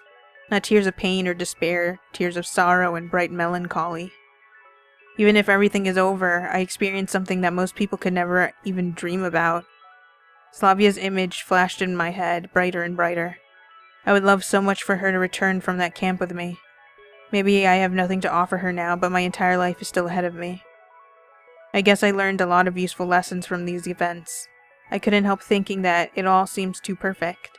Like it was written according to some simple plan. A loser hero, a fantastic incident, and a wonderful transformation. I guess it's not possible. Not in this life. Will I become the person I was before, only a day or a week later? Well, it's the most realistic course of events. One thing's for sure, I'll never be able to go back.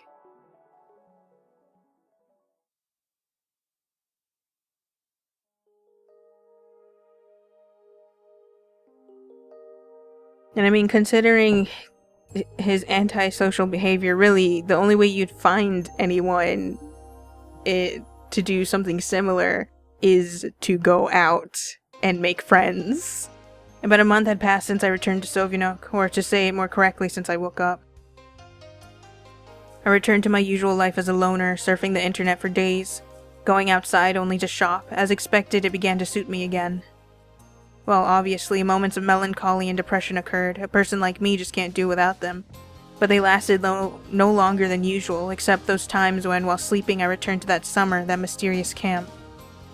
But after awaking, I tried to banish these thoughts as soon as possible. After all, what's the point in dreaming of becoming a wizard? Even if miracles happen, and I was proof that they do. They happen completely independent of us. The word sweet doesn't give you a sweet taste, regardless of how often you pronounce it.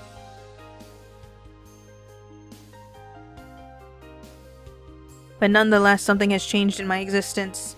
Formerly, I didn't think ahead, didn't really care how long I would live, whether 1 week or 40 years, but now I look forward to it with optimism.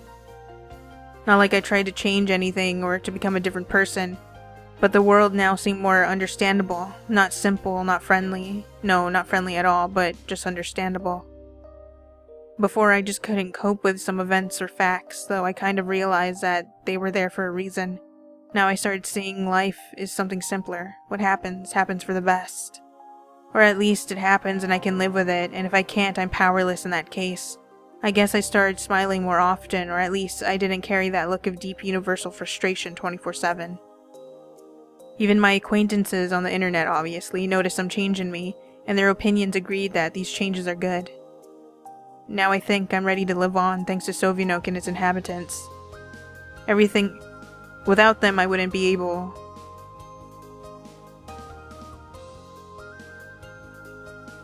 It was the beginning of January. The city had barely recovered from the New Year hangover. The streets were almost empty during the day, not to mention the nights when the only stranger walking down the street seemed extremely busy with some business, rushing somewhere for a reason that couldn't wait. I had no such reason. I just decided to have a little walk. It's necessary to get some fresh air sometimes. A winter's night is the best time to be alone with yourself. I always thought that the true solitude can be felt in a crowd rather than in a burning hot desert, boundless plain, or on top of a mountain covered with snow. In the stream of people, words, thoughts, and aspirations, everyone had their own aim and direction, and I was the only one strolling among them, deserving no attention from others.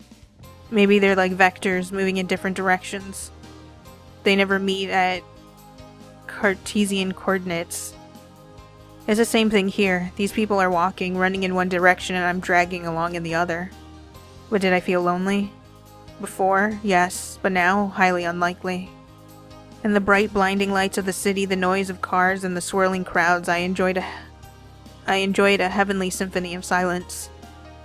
But now the situation is slightly different. There's just me in the street, so I'm alone not only within my own self, but within the whole world. Being a sand grain in a desert is not the same thing as being a water drop in an ocean. In the crowd, nobody noticed me, nobody paid any attention, but now everyone who peeks out the window or sees me while driving past will think, why can't he just stay home, or maybe he has some urgent matter, suppose he's mad, or he's just drunk. I never like standing out from the crowd when it's not appropriate, so opposing society was never an option for me. But now it was different. As if I tried to tell everybody, look, I can be happy too, you need your TV and your hot chocolate, but I just need the snow, the night, a dark room, and a dull monitor screen. Look, I'm not any worse off than you. I felt sadness in my heart, but it was a serene sadness. Do I really need the things that they have and I do not? Maybe I have something much more valuable.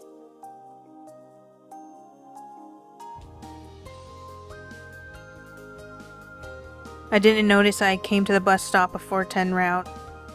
This brings back memories. I sat down and rummaged in my pockets trying to find cigarettes.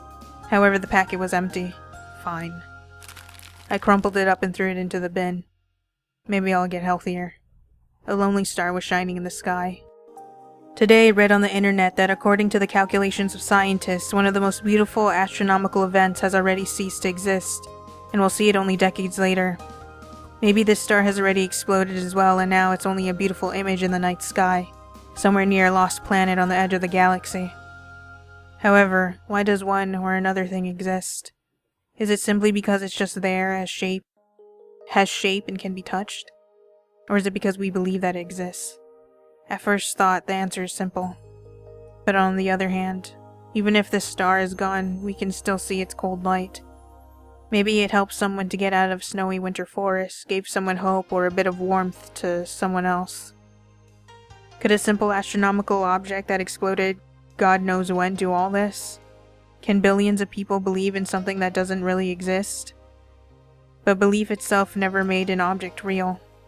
At least none that I've ever heard of.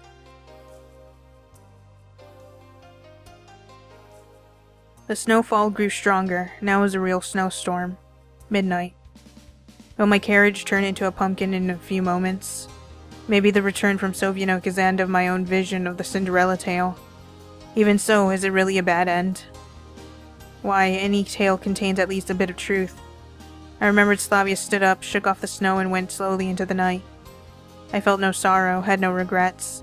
Maybe all this just another episode of that tale, that warming dream which I wanted so much to continue.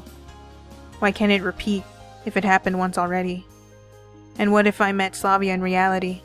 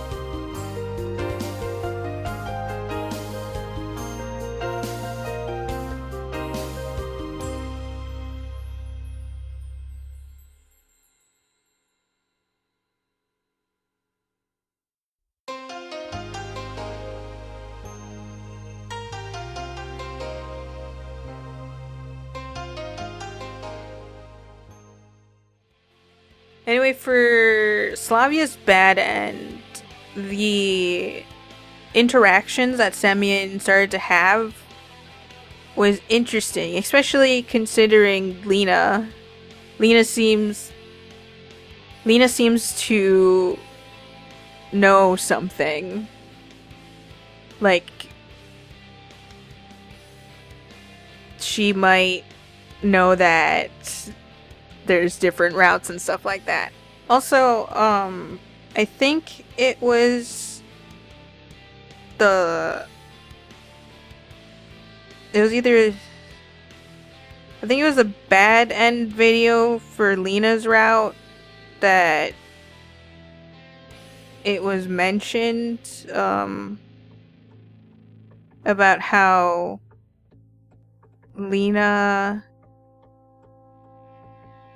Lena's ending has more, like, details to it.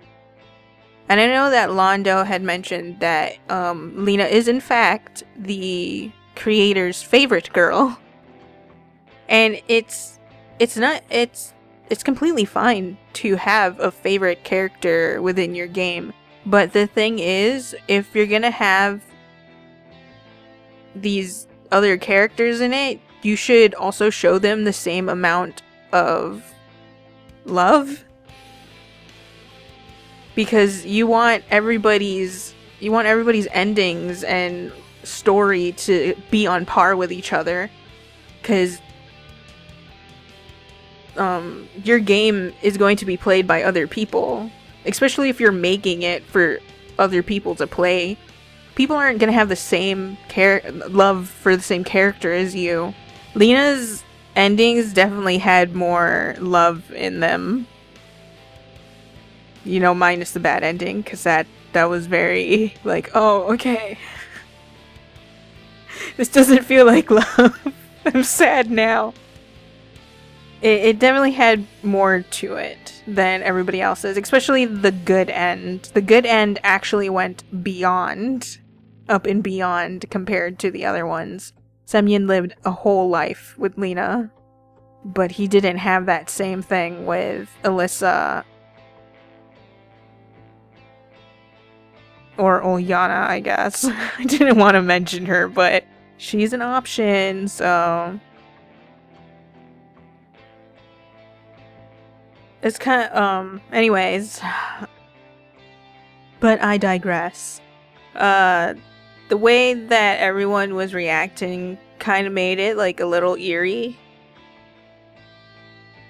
With the way that they kept asking, like, what are you gonna do? You need to take responsibility or stuff like that. It's not just up to you.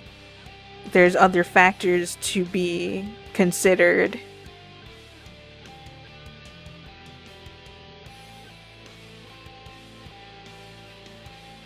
I lost my train of thought. Yeah, anyways, it was eerie.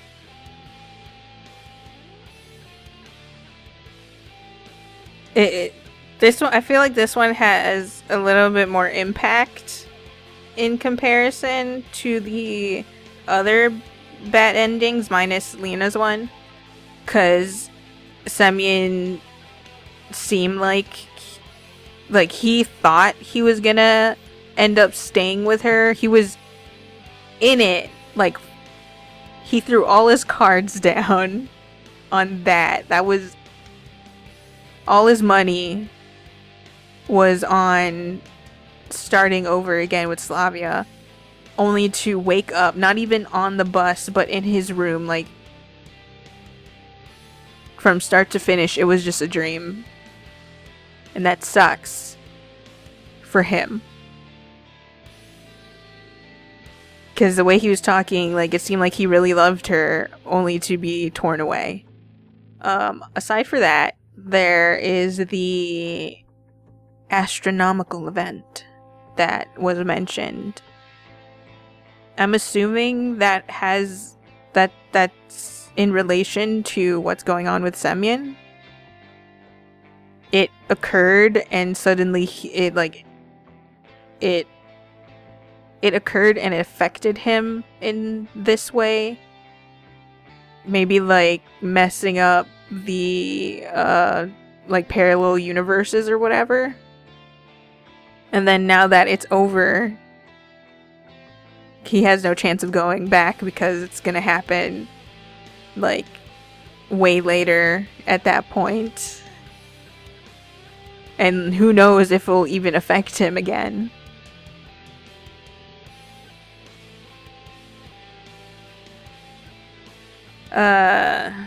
Well, I mean, the way that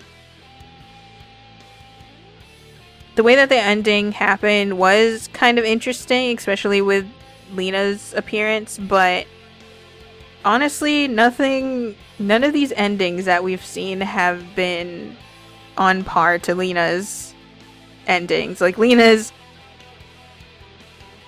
bad end was very, like, holy crap, what just happened? So hers would be at the very top. And then the weakest one is Ulyana's, because all that there was no, like, emotional tie, honestly.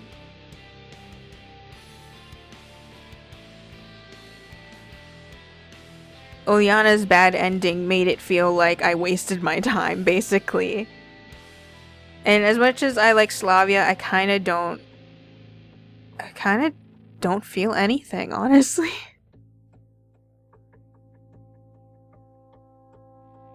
Like, Semyon was waxing on and on about how, like, upset he was and trying to kind of deny that he's so lonely, but, you know, he's obviously even worse off than before. But I don't feel anything at all. I think in the end, Slavya's route ended up not answering any questions for me. And I didn't feel any emotional connection, despite the fact that I like Slavya as a person, but not so much her route, which is very unfortunate. Well, I guess I hope that you guys enjoyed this bad ending, and we're gonna move on to the good ending and also my favorite part of the game, the mines. I hope you guys have a good day and a good night. Bye-bye.